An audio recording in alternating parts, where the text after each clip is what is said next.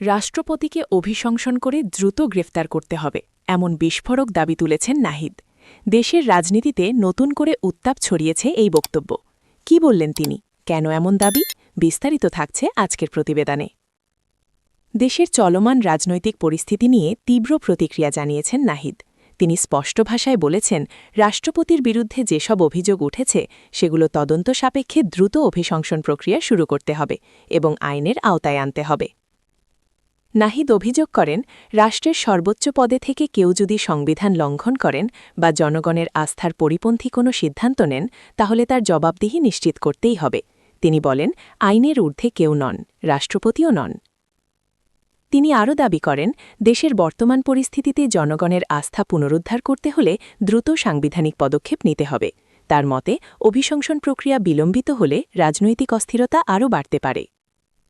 এই বক্তব্য আসে ন্যাশনাল সিটিজেন পার্টি এনসিপি এর সাম্প্রতিক রাজনৈতিক কর্মসূচির প্রেক্ষাপটে। দলটির পক্ষ থেকেও জানানো হয়েছে, তারা বিষয়টি নিয়ে জাতীয় পর্যায়ে আলোচনা এবং রাজনৈতিক ঐক্যের আহ্বান জানাবে। সংবিধান অনুযায়ী রাষ্ট্রপতির বিরুদ্ধে অভিশংসন প্রক্রিয়া একটি সাংবিধানিক পদ্ধতি। এটি সংসদের নির্দিষ্ট সংখ্যাগরিষ্ঠতার মাধ্যমে শুরু করতে হয়। বিশেষজ্ঞরা বলছেন, এই প্রক্রিয়া রাজনৈতিকভাবে অত্যন্ত সংবেদনশীল এবং এতে বড় ধরনের রাজনৈতিক সমঝোতা প্রয়োজন। বিশ্লেষকদের মতে এমন দাবি দেশের রাজনৈতিক অঙ্গনে নতুন সমীকরণ তৈরি করতে পারে, বিশেষ করে যদি বড় রাজনৈতিক দলগুলো এ বিষয়ে অবস্থান পরিষ্কার করে। নাহিদের এই বক্তব্য ইতোমধ্যেই সামাজিক যোগাযোগ মাধ্যমে ব্যাপক আলোচনার জন্ম দিয়েছে। সমর্থকরা বলছেন, জবাবদিহি নিশ্চিত করার জন্য এটি সময়োপযোগী দাবি। অন্যদিকে বিরোধী মতের অনেকে বলছেন, এটি রাজনৈতিক চাপ সৃষ্টির কৌশলও হতে পারে। এদিকে সরকার পক্ষ থেকে আনুষ্ঠানিক কোনো প্রতিক্রিয়া এখনও পাওয়া যায়নি। তবে রাজনৈতিক মহলে জোর আলোচনা শুরু হয়েছে, সংসদে এ নিয়ে কোনো প্রস্তাব আসতে পারে কিনা। বর্তমান পরিস্থিতিতে প্রশ্ন উঠছে, সংসদ কি অভিশংসন প্রক্রিয়া শুরু করবে?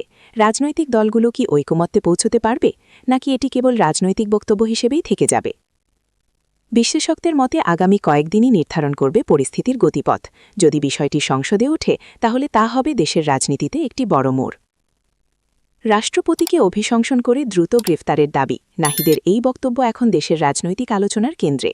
সাংবিধানিক প্রক্রিয়া, রাজনৈতিক সমীকরণ এবং জনমতের চাপ সব মিলিয়ে পরিস্থিতি কোন দিকে যায় সেটি এখন দেখার বিষয়। আপনার কি মত? রাষ্ট্রের সর্বোচ্চ পদে জবাবদিহি নিশ্চিত করতে কী হওয়া উচিত? কমেন্টে জানাতে পারেন।